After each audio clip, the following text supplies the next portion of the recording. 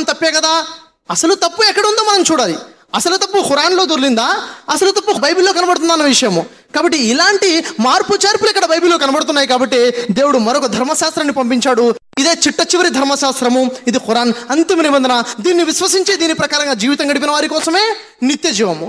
Bible గ్రంథములో ప్రారంభమైన ప్రత్యక్షతే ఇస్లాం ద్వారా ఒక కంక్లూజన్కి, ఒక ముగింపుకి, పరాకాష్ఠకు వచ్చిందని ముస్లిం సిద్ధాంతం, ఇస్లామిక్ సిద్ధాంతము, విశ్వాసం.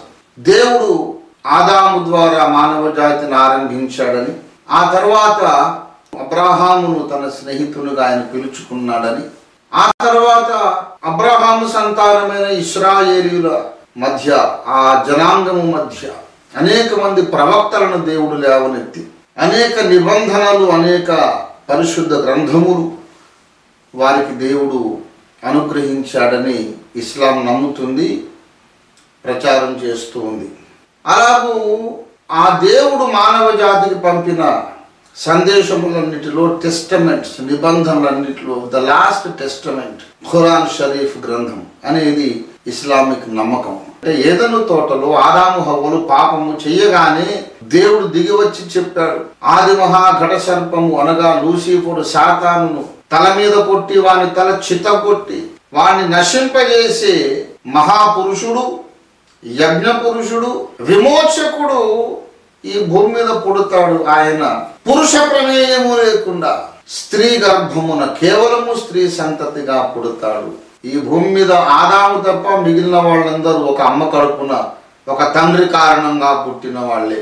కానీ ఒక తల్లి గర్భమున ఏ తండ్రి ప్రమేయము లేకుండా ప్రకృతికే విరుద్ధంగా అద్భుతముగా ఆశ్చర్యకరంగా పుట్టినటువంటి ఏకైక పురుషుడు యేసుక్రీస్తు నాథుడు. ఆదికాండం 3:15లో దేవుడు పలికినటువంటి భవిష్యద్వాక్కు మరియమ్మ గర్భము ధరించినప్పుడు నెరవేరింది. మరియమ్మ గర్భాన యేసు ప్రభు వారు పుట్టి ఆయన శిలువ మీద వేలాడినప్పుడు సర్పము ఆయన మడమ మీద కొట్టింది. అంటే మరణం యేసుకు సంభవించింది. శిలువ మరణాన్ని అనుభవిస్తూ యేసు ప్రభు వారు ఆ సర్పము తల మీద కొట్టాడు. పాము తల మీద కొడితే పాము చచ్చిపోతుంది అనగా ఆది మహాఘట సర్పం అని ఉపమాన రీతిగా పిలువబడిన సాతాను తల మీద యేసు ప్రభు వారు కొట్టాడు. ఎలా కొట్టారు? కర్ర తీసుకొని కాదు, తన మరణము ద్వారా వాడిని నశింపజేశాడు. ఇదే విషయం హెబ్రీ పత్రిక 2వ అధ్యాయములో 15వ వచనం. ఆ ప్రకారమే మరణము యొక్క బలము గలవానిని అనగా అపవాదిని మరణము ద్వారా నశింపజేయుటకు ఆయన రక్తమాంసములలో పాలివాడాయను. అలాగూ యేసు ప్రభువు వారు ఆత్మరూపుడై దేవునిలో భాగమై దేవుని జనితైక కుమారుడై అదృశ్య దేవుని దృశ్య రూపమై ఆది మధ్యాంతరహితుడై సర్వ సృష్టికి కారణభూతుడై ఆది సంభూతుడై ఉండినటువంటి ఆ మహాదేవుని మూర్తిమంతము యేసు మరియ గర్భము ద్వారా రక్తమాంసముల్లో పాలువాడైనాడు. ఎందుకు అయ్యాడు అంటే ఆయన రక్తమాంసములు దాల్చకపోతే మరణాన్ని అనుభవించలేడు. ఆత్మరూపిగా ఉంటే ఆయన ఎవరు శిలువ వేయలేరు. ఆయన రక్తమాంసములను ధరించి శిలువలో మరణించుట ద్వారా అపవాది తల మీద కొట్టాడు. ఇది క్రైస్తవ సిద్ధాంతం. యేసు ప్రభు వారు శిలువలో మరణించినప్పుడు ఆదికాండము 3:15 నెరవేరింది.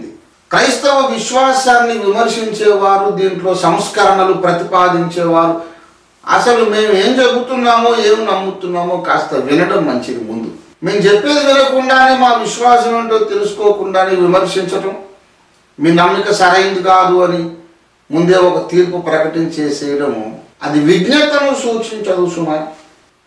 యేసు ప్రభు వారు ఎప్పుడైతే మరియమ్మ గర్భాన ఉదయించారో, జన్మించారో, ఆయన ఎప్పుడైతే శిలువ మీద మరణించి తిరిగి లేచారో అప్పుడు మానవుల రక్షణ కొరకు అవసరమైన కార్యము సమాప్తమైనది. అందుచేతనే యేసునాథుడు శిలువలో వేలాడినప్పుడు సమాప్తమాయెను అని చెప్పి తన ఆత్మను అప్పగించేశాడు. ఆ తర్వాత మళ్ళీ ఒక ప్రవక్త రావాల్సిన అవసరం ఏమిటి? మళ్ళీ ఒక ప్రవక్త ఎందుకు రావాలి? ఆదాము హవ్వల ద్వారా పాపము గనుక ప్రియులారా, చాలా మంది ముస్లిం మేధావులు, పండితులు ఏమనుకుంటారంటే క్రైస్తవులకు బైబిల్ తెలియదు అని వారి ఉద్దేశం. బైబిల్ ఏదో కొన్ని వచనాలు క్రైస్తవులకు తెలియక యేసును దేవుడని నమ్ముతున్నారు. బైబిల్లోని కొన్ని వచనాలు తెలియక మహమ్మద్ గారిని గుర్తించలేకపోతున్నారని వారు అనుకోవడం, అది వారి భ్రమ మాత్రమే. ఇలా వారు అనుకోవడానికి కారణం ఏంటంటే అసలు క్రైస్తవ సిద్ధాంతం ఏంటో గట్టిగా వాళ్లకు ఎవరు చెప్పలేదు. గట్టిగా చెప్పే నాలాంటి వాళ్ళు దగ్గరికి రానివ్వలేదు. సబ్జెక్టు తెలియనోడు కూర్చోబెడతారు చర్చకు.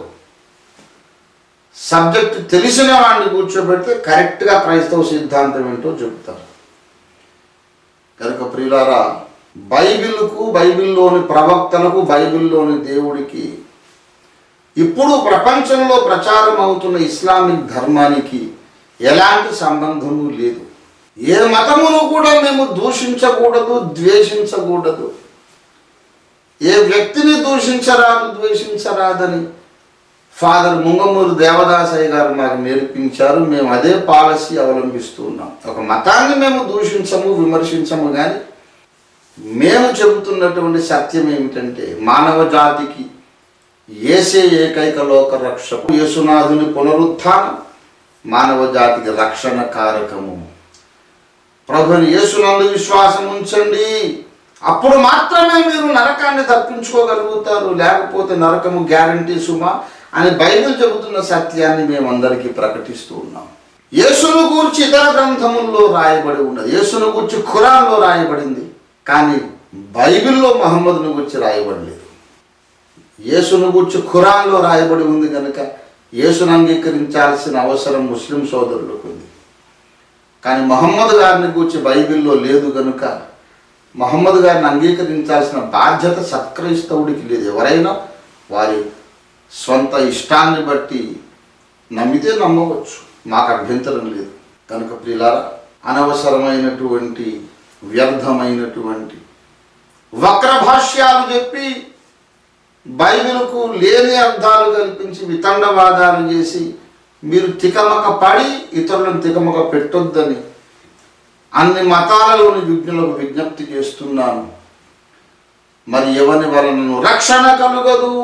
ఆకాశము కింద మనుషుల్లో భూమి మీద ఇవ్వబడిన ఏ నామమున మనము రక్షణ పొందలేము. ప్రభువుని యేసుక్రీస్తును ఏ నామముననే మనము రక్షణ పొందవలెను. దేవుడు మీకు మనోనేత్రాలు వెలిగించునుగాక.